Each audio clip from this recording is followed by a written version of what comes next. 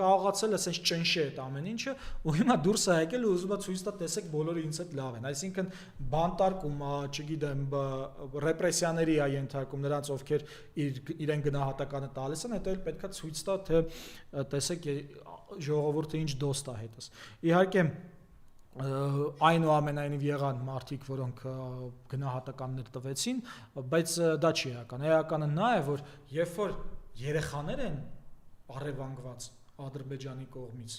ԱԱԾ-ն տվել էր, չէ, հաղորդագրություն, նա զբաղված է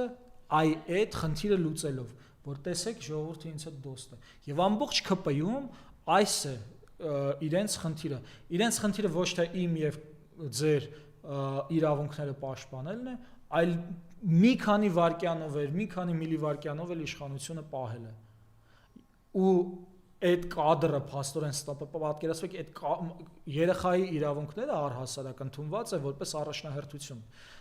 եւ ՄԱԿ-ի երեխաների պաշտպանության կոնվենցիան էլ, որին բնականաբար թե Հայաստան թե Ադրբեջանը միացած են,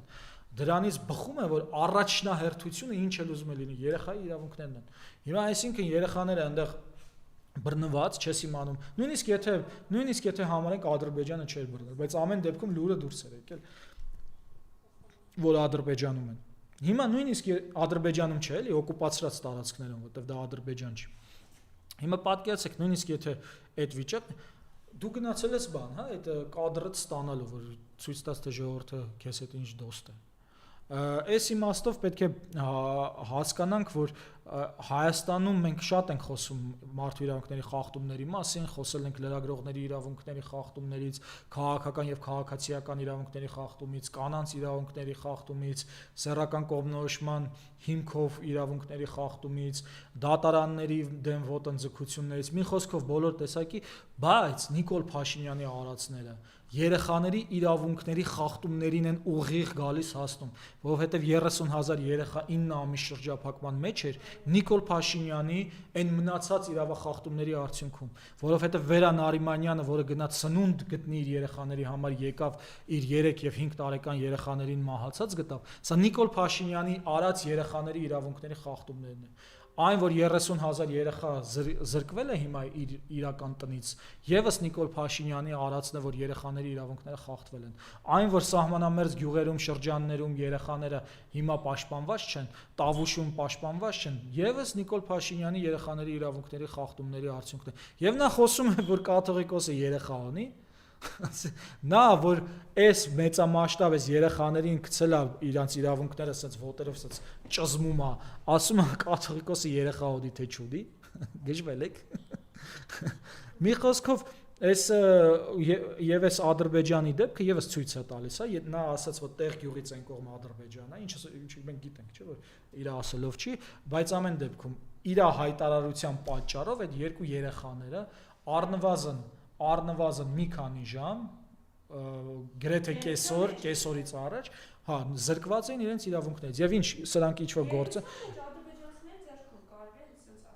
կարելի է եւ այդպես ասել, որովհետեւ չնայած ԱԱԾ-ն հետո ինքը իրան հերքել է թե Ադրբեջանի մոտ չի, բայց քանի որ ԱԱԾ-ի տնօրենին նշանակում է Նիկոլ Փաշինյանը, որը նույն օրը շնորհավորում էր Ադրբեջանի Կույրան Բայրամը, կարելի է ենթադրել, որ ԱԱԾ-ն Նիկոլ Փաշինյանի հանցավորությամբ փորձում է կոծկել Ադրբեջանի հանցավորությունը, որ երեխաներին զրկել են իրենց հիմնարար իրավունքներից։ Այնպես որ եթե խոսենք նաև մանկապղծության մասին, նաև այս երեխաների իրավունքները տենց այլաբանորեն կարելի է կոչել մանկապղծություն։ Եթե հիշենք Նիկոլ Փաշինյանը ոնց էր 2020 թվի այդ ահաբեկչությունից հետո Արցախում հավաքում երեխաներին իր շուրջը, հագնում զրահաբաճկոն, որովհետև ռիսկ կար, որ կարող է արդարացիորեն ինչ-որ մեկը արդարությունը վերականգնի Նիկոլ Փաշինյանին վրա կրակելով, նա փաստորեն երեխաներին օգտագործում էր որպես կենդանի պատնեշ, որ եթե հանկարծ իր վրա կրակեն, կպնի երեխաներին։ Սա ինչ է, սա այլաբանորեն, չգիտեմ, գրական մետաֆորաներով եւ այլ չենք կարող կոչել մանկապղծություն։ Իհարկե սա մանկապղծություն է։ ԿՊ-ն մանկապիղծների կուսակցություն է։ Նա պաշտպանում է մարդուն, որը երեխաներին դնում է իր առաջ, որ չսպանեն կամ որ սպանելուց երեխեքին կպնի։ Եվ գիտեք նույնիսկ տիկինը գնում են հա մարզեր, սիսիանում էին, ես գտվել է նոր նորաձև է պետական միջոցներով իրականացնող արշավի միջայլոց, հրապարակում եղավ, որ Սյունիքից վերադառնալիս ավտոշարասյունը էլի վթարի է ենթարկվել։ Այս թեմայով շատ լավ հետևողականորեն եւ խորությամբ ուսումնասիրում են Կարեն Վրթանեսյանը եւ իրենց քաղաքական ակումբ թիմը, հատկապես Սոնա Մնացականյանի մահից, այո, նոր խոսում էինք երեխաների մասին, Սոնա Մնացականյանն էլ հղի էր, չէ՞, Սոնա Մնացականյանի հետ կապված, որ եթե հիշենք, սրանք երբ որ եկան իշխանություն հեծանիվներով էին շրջում ժողովրդի մեջ, բայց դավաճանություն առ դավաճանություն արդեն վախը այնքան էր կուտակվել, որ աներևակայելի թվով մեքենաներով են շրջում։ Եվ բացի դրանից Կարեն Վրթանեսյանին այդ հետազոտությունը որտեղ արել են, արդեն հավաքածու է դարձել, հա, թե քանի անգամ է այս դավաճանների շարասյունը վթարային իրավիճակներ ստեղծում։ Մի հատը կար, որ Կարին Տոնոյանը դեպի Սիսիան էր գնում, այս ոստիկանները սենց գալիս էին ու էլի վթարային վիճակ էին ստեղծել, մի հատ Դիլիջանում ցույց տվեցին, որ էլի վթարային վիճակ էր ստեղծված, մի հատը կար, որ քաղաքացուն գցել էին այդ Շարասյան տակ ու ընկել էր վերակենդանացման բաժին էր ընկել կոտրվածքներով։ Այսինքն սա օրենաչափություն է, Նիկոլ Փաշինյանի ավտոշարասյունը ինքը քանի որ թքած ունի Հայաստանի քաղաքացիների վրա, թքած ունի թե ոնց կգնա, հա, կարևորը գնա, որպեսզի իր այդ հերթական դավաճանական գործունեությունը ծավալի։ Հիմա քանի հոգի կընկնի ավտոյի տակ, դա շատ պետք է 150,000 մարդ է թողել անտուն անտեր, 5,000 հոգի է սպանել, որ Արցախը հանձնի, շատ վեճն է թե քանի հոգի բանը իր մեքենայի տակ ընկնի եւ սա եւս այդ դեպքն է, ներքին գործերի նախարարությունը, որը նույնպես, հա, Նիկոլ Փաշինյանի անձնական վերահսկողության տակ գտնվող ծառայությունը եւ որևէ վստահելիություն չունի, նա տեսանյութ էր հրապարակել ու տեսանյութից երևում է, որ այդ իրենց ստեղծած իրավիճակի պատճառով է, որ այնտեղ ավտովթար է եղել։ Ասենք ես բանով ես նայում, էկրանով ես նայում, բայց էկրանով որ նայում ես արդեն ադրենալինդ բարձրանում է, արդեն բան ես շփոթվում ես, վախ ես զգում, հեսա մեկը հետևիցդ կխփի, այդ ոստիկաններն էլ իրանց այդ ռացիաներով երևի հատուկ են բանը, հա, այդ ձայնի ձևով ահաբեկելով սրընթաց գնում են,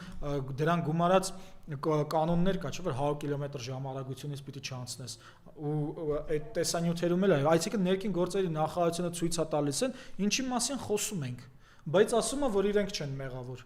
Չէ, դուք եք մեղավոր։ Դուք մեղավոր եք, Սոնա Մնացականյանի մահվան համար դուք մեղավոր եք եւ այդ գործը կոծկում եք, եւ այս ավտոշարասյունով այս վայրենավարի քշելը եւ ում են տանում այդ ավտոշարասյունով։ Իմ սահմանադրական իրավունքները խախտած ոչ լեգիտիմ ինչ-որ մեկի են տանում, այդ որը մտել է հիմա բանի մեջ, քիթը խոթել է կրոնական կազմակերպությունների մեջ խախտելով սահմանադրական կարգը։ Ինքը ով է, որ իրան այդ արագությամբ տանում եք։ Ներքին գործերի նախարարությունն է վերաբերում։ Ով է ինքը, որ այտենց պաշտպանվածությամբ տանում եք եւ ոչ թե պաշտպանում եք քաղաքացիներին։ Ով է այդ մարդը։ Արցախը հանձնած 150,000 քաղաքացու անտեր անտուն թողած, Տավուշի տարածքները եւ Տավուշի բնակիչներից տները խլած, Շուրնուխում որոտանում տները խլած, Գորիս Կապան ճանապարհը ապուրինի հանձնած, Ջերմուկի բարձունքները տված։ Ով է այդ մարդը, որ դրան այտենց արագությամբ տանում եք։ Ինչի համար Գորիս եք տանում, որպեսզի հերթական հանձնումները իրականացնի Սյունիքում, որպեսզի այն ինչի համար որ կոչված եք, այնում իրավունքները անվտանգությունը պաշտպանելու համար կոչված եք, որպեսզի տեղ հասնի ու նորից իրենց իրավունքները խախտի, այն նրանց եք պաշտպանում, ով որ թքում է քաղաքացու վրա։ Եվս պետական միջոցներով կրթվել նորաձև արշավ ու շարունակել դրան զուգահեռ վիրավորել իրենց քննադատողներին։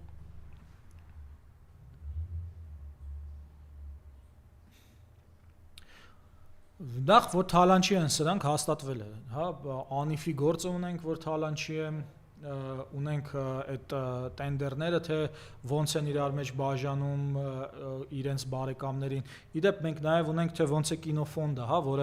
որի ղեկավարը Բանուչյան Դավիթն է եւ նրա կինը պատգամավոր Սոնա Ղազարյանն է, թե ոնց են փաստորեն կինոյի բանը օգտագործում, ֆինանսավորումը օգտագործում իրենց շահերի համար։ Միջազգային մի հետազոտող կազմակերպություն է արել ուսումնասիրությունը, հետաքննությունը պարզելով, որ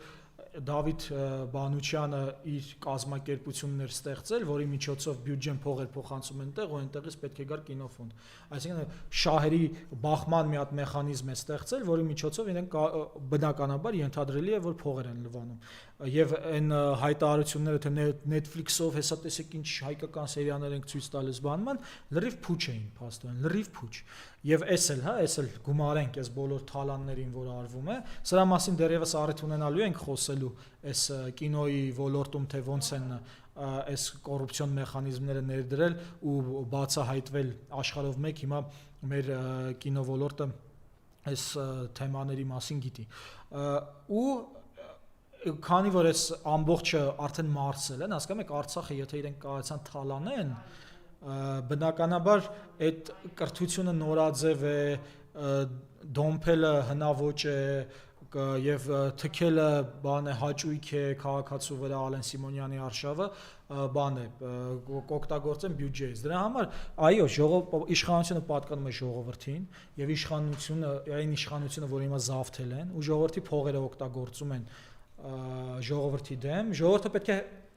վերանվաճի, ժողովուրդը ունի ապստամբելու իրավունք, ժողովուրդը կարող է պատվիրակել այդ ապստամբությունը կամ ինքնուրույն անել եւ այդ ապստամբելու իրավունքի համար ժողովուրդը պետք է լինի ինքնավստահ։ Իդեպ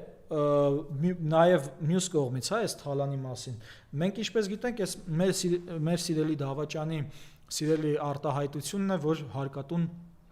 հարկատուն է հերոսը։ Հասկանալի է, այդ կոնցեպտը բերել են, որովհետև այլ բնագավառներում եթե հերոսներ լինեն, հերոսության կոնցեպտ լինի, այլ բնագավառներն են զարգանալու, բայց իրեն պետք է որ փող տան իրեն, որպեսզի ինքը կրթության արշավը անի, դրա համար է անունը դրել հարկատուն հերոսը, որովհետև ինքը գողանում է հարկատուի փողը, տանում է այդ կրթության արշավների վրա, բայց իրան անընդհատ պետք է այդ փողը ու դրա համար պետք է գովազդի, ասի փող տվեք, որ գտա մեջեջ դուրս տամ մարզերում, կնգաս այդ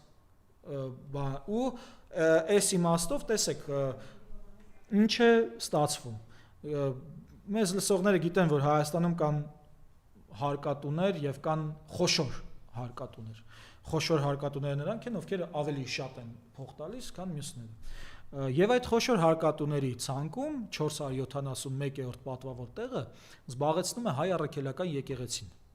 այսինքն Նիկոլ Փաշինյանը հարձակվել է իր հերոսի վրա Եկեղեցին լինելով հարկատու, Նիկոլ Փաշինյանի կոնցեպտով հերոս է։ Հիմա, այսինքն ինքն իր հերոսին փորձում է ոչնչացնել Իշահ Ադրբեջանի։ Եվ այստեղ է, որ հերոս հարկատուները պետք է ընդվզեն եւ իրենց փողերը հետ պահանջեն Դավաճան գողից։